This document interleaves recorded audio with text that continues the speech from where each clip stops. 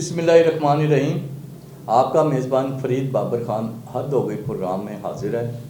आज हम एक ऐसे इशू पे बात करेंगे कि हमारे पंजाब में क्या हो रहा है। फ्रॉडियों को और जो गरीब शहरियों को लूट रहे हैं, दर्जनों मुतअद्दिद मुकदमा जिन पे दर्ज हैं और उनको अच्छी सरकारी नौकरियां भी मिल रही हैं, कोई पूछने वाला नहीं है। अभी हालिया में आईजी पंजाब डॉक्टर उस्मान अनवर साहब का कहना था, जब एक कोर कमांडर वाला इशू चला, उन्होंने एक बयान में कहा अपने कि किसी भी शहरी पर एक अगर मुकदमा दर्ज होगा, उसको ना नौकरी मिलेगी, ना बैरून मुल्क वो जा सकेगा। ये तो बात ठीक उन्होंने की, मुकदमा जिसके खिलाफ दर्ज होगा उसको बिल्कुल नौकरी नहीं मिलनी चाहिए। लेकिन ये 21 से ज़ायद मुकदमात में इश्तिहारी मुल्ज़िम जो अरबों के करीब पहुंच गया था फ्रॉड में। हमारे साथ नासरीन में एक शख्स अभी मौजूद है, उनके साथ भी करोड़ों का फ्रॉड किया। मैं आपको बताता चलूं फ्रॉड किसने किया, आप खुद हैरान हो जाएंगे।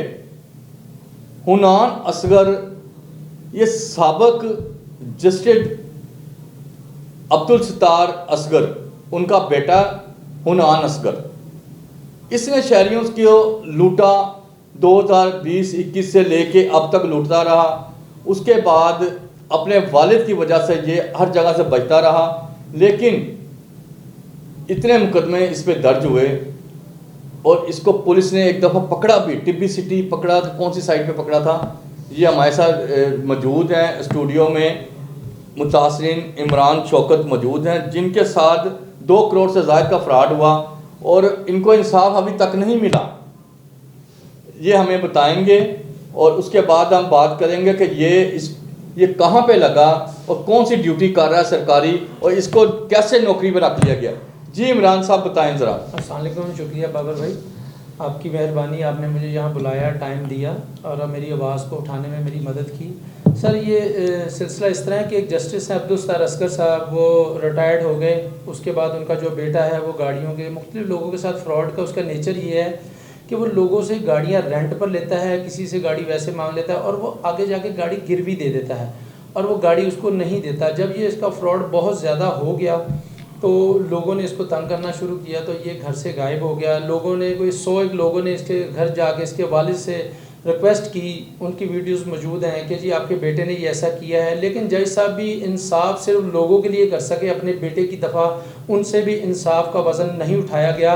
अच्छा, एक मिनट में आपको बताता चलूँ कि ये जस्टिस अब्दुल सत्तार असगर साहब मरहूम, इनकी डेथ हुई, उसके बाद भी इसके ख़िलाफ़ मुकदमे दर्ज होते रहे।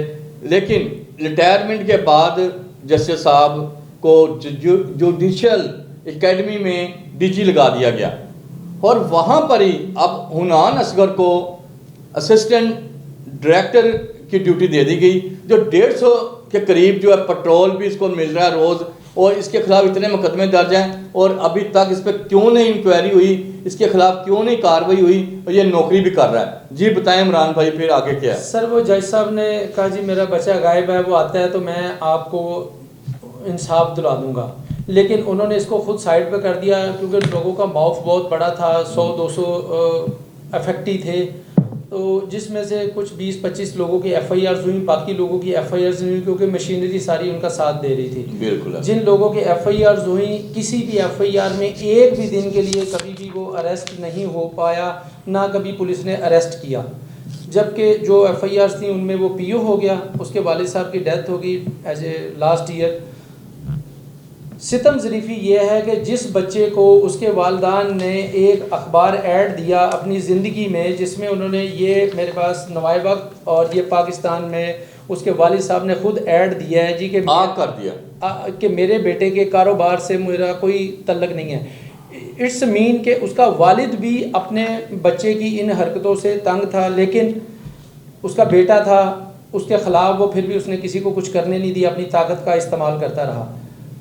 उसकी फौतगी के बाद हनान असगर को एडिशनल डायरेक्टर जुडिशल एकेडमी तैनात कर दिया। तैनात उसे किया गया एडिशनल डायरेक्टर फाइनेंस, लेकिन उसके वालिद साहब के वो जो पौधे वहाँ पे लगाए गए थे, जो वहाँ पे डीजी काम कर रहे हैं, वो एज ए रबड़ स्टैंप हैं, और वहाँ पे जो डायरेक्टर हैं सबूर साहब, वो उसके वालिद के ही लगाए हुए पौधा है वहाँ पर, वो उसको पूरी प्रोटेक्ट करते हैं। तो इसको लगाने के बाद उन्होंने इसको एक तो गाड़ी अलाउ कर दी जो अलाउ नहीं है, और उसको सरकारी गाड़ी, जी सरकारी गाड़ी अलाउ कर दी, और 150 लीटर पेट्रोल अलाउ कर दिया, और वो पूरे जुडिशल एकेडमी का ऑल इन ऑल है जो 21 पर्चों का पीओ है।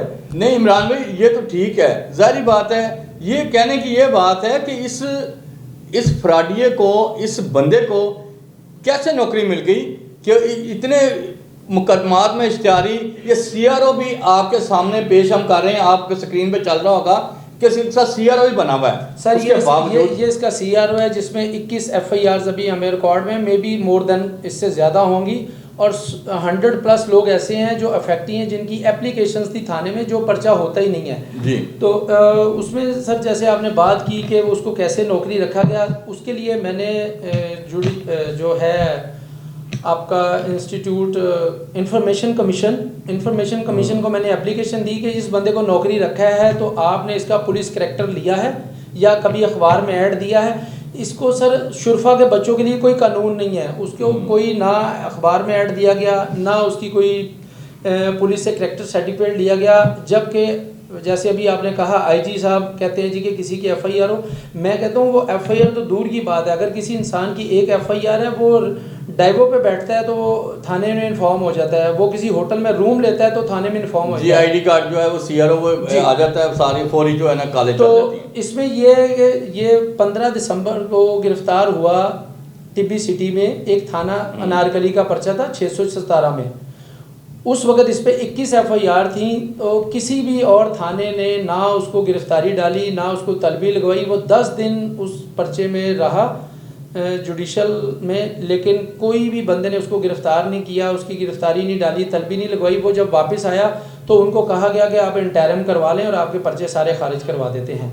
तो पुलिस जब इतना ज़्यादा प्रोटेक्शन देगी शुरफा के बच्चों को कि वो लोगों की जमा पूंजी सारी उनकी ज़िंदगी की कमाई खा जाएं।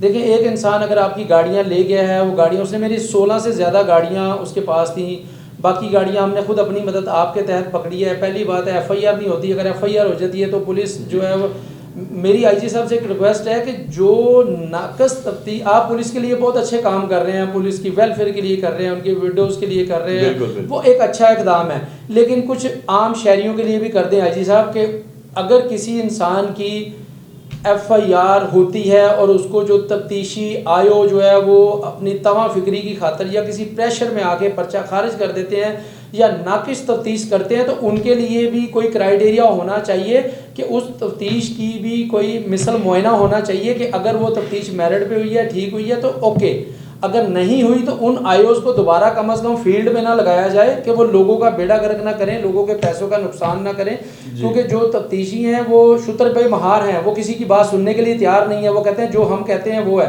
तो उससे हमें यही पता चलता है कि माइट इज़ राइट। जी बिल्कुल इमरान साहब, आप बिल्कुल ठीक कह रहे हैं। पंजाब में पुलिस क्या कर रही है, इंसाफ, मुतासरीन को इंसाफ नहीं मिल रहा। हमारी आईजी पंजाब डॉक्टर उस्मान अनवर साहब डीआईजी इन्वेस्टिगेशन से उम्मीद करते हैं, और ये मुतासरीन दर्जनों जो बेचारे रोल रहे हैं, जिनके घर बार बिक गए और लाखों करोड़ों की गाड़ियां लेके ये बंदा खा गया हुनान असगर, और इसके खिलाफ कार्रवाई भी कोई नहीं हो रही। ये क्या हमारे पंजाब पुलिस क्या कर रही है? खुदा का वास्ता है आईजी साहब, आप इस वकूए को देखें, इस हुनान असगर की सीआरओ चेक करें। हमारी स्क्रीन पे इसका आईडी कार्ड भी चल रहा है और आप देख सकते हैं, इसका सीआरओ चेक करें और इसको नौकरी से ही फारिग करें, और मुतासरीन जितने हैं जिनका कोई लेन देन है उससे दिलवाएं, और इनको जो इसके वालिद साहब जो हैं अच्छी शोहरत के मालिक थे, उनको इसको अपनी वालिद साहब की खातिर कि उनकी इज़्ज़त की खातिर, उनकी इज़्ज़त क्यों ख़राब ये बंदा कर रहा है, और ये अपना एकेडमी और जिसको नौकरी पर रख लिया गया और सरकारी नौकरी पर रख लिया गया। जनाब ये आप देखें, इसकी इंक्वायरी करें इस वकूए की और इनको इंसाफ दिलाएं। जी इसके साथ आपका मेज़बान फरीद बाबर खान को इजाज़त दें। खुदा हाफिज़।